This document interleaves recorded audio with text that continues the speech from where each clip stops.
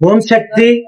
வருகின்ற ஆடி அமாவாசை பூஜை விவரம் ஆகஸ்ட் மாதம் 11ஆம் தேதி ஆடி 26ஆம் நாள் செவ்வாய்க்கிழமை இரவு 9 மணி அளவில் நம்ம சேலத்து மகமாய்க்கு கும்பப்படையில் பூஜை ஆரம்பம்.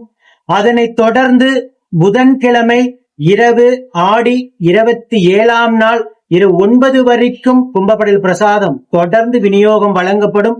அதே போல ஆடி பூரம், அதே ஆடி அமாவாசை கழிச்சு வருகின்ற வெள்ளிக்கிழமை ஆடி பூர நன்னாள் அன்று நம்ம சேலத்து மகமாய்க்கு அங்கம் முழுவதும் விலைகளால் அலங்கரிக்கப்பட்டு அன்று காலை அம்மனுக்கு மடிகட்டி வளைகாப்பு வைபவம் நடைபெறும்.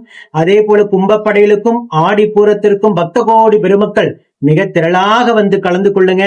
நல்ல ஞாபகம் வச்சுக்கங்க, கும்பப்படையில் பூஜைய ஆகஸ்ட் 11 பூஜை ஆரம்பமாகி ஆகஸ்ட் 12 இரவு 9 வரைக்கும் பூஜை நடக்கும். கும்பப்படையில் விநியோகம் இருக்கும். அதே போல நம்ம சேலத்து மகமாயை தேடி வருகின்ற பக்த கோடி பெருமக்கள், நான் 3 அமாவாசை கும்பப்படையில வந்து சாப்பிட்டுட்டேன் சாமி, எனக்கு இன்னும் நம்ம சேலத்து மகமாய் மனமிரங்களை கருவை தக்க வைக்கலன்னு சொல்றீங்க. வைராக்கியத்தோடு 5 மாசம் தொடர்ந்து வந்து 7 மாசம் தொடர்ந்து வந்து ஓராண்டு காலம் தொடர்ந்து வந்து கும்பப்படையில் பிரசாதம் சாப்பிட்டு கருத்தங்கிய பக்தர்களை, ஏராளமான ஆயிரக்கணக்கான தம்பதிகளை யூடியூப்லயும் சரி இன்ஸ்டாவிலையும் சரி நித்தம் சாட்சியாக நீங்க பார்த்துட்டு தான் இருக்கீங்க. 3 அமாவாசை சாப்பிட்டீங்களா, ஓராண்டு காலம் கெடு வச்சுக்கோங்க. அந்த ஓராண்டு காலம் கெடு முடிஞ்சு அம்மா மனம் இறங்கல கருத்தங்கல அப்படின்னா மீண்டும் 3 அமாவாசை வந்து தாராளமாக கும்பப்படையில் பிரசாதம் சாப்பிடுங்க.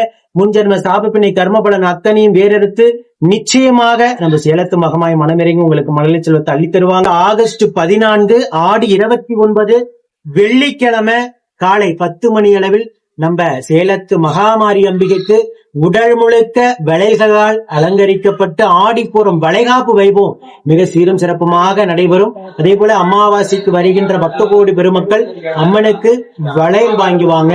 உங்க கையால அம்மனுக்கு சந்தனங்க கொட்டு வச்சு நலுங்கு வச்சு ஆடிப்பூரத்து அன்னைக்கு வர அத்தனை பேரும் அம்மனுக்கு வளையல் சாத்தி வழிபாடு செய்யலாம். ஓம் சக்தி பராசக்தி.